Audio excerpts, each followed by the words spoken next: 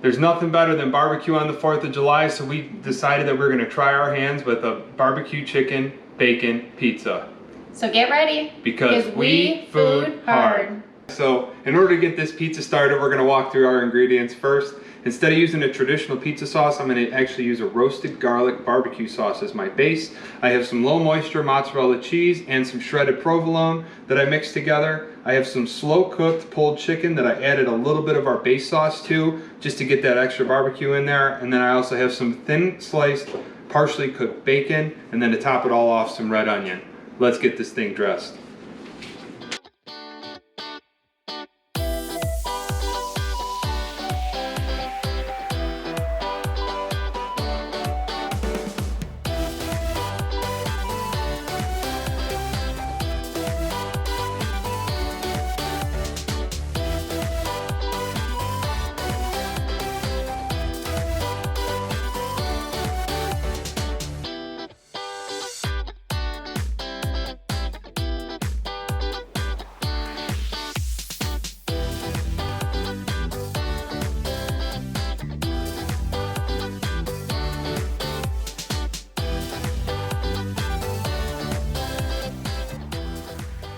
So we're gonna toss this in the oven at 450 degrees for about 18 to 20 minutes. I'm gonna keep my eye on the cheese, how it looks. I don't want my cheese burnt, and I'm gonna keep an eye on the crust to make sure it has that nice golden brown.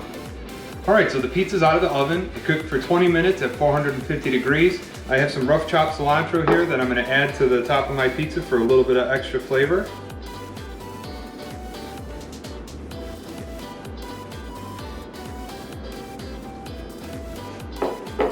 We're gonna let it sit for a couple minutes. We're gonna cut it, we're gonna enjoy it. Thank you guys for watching.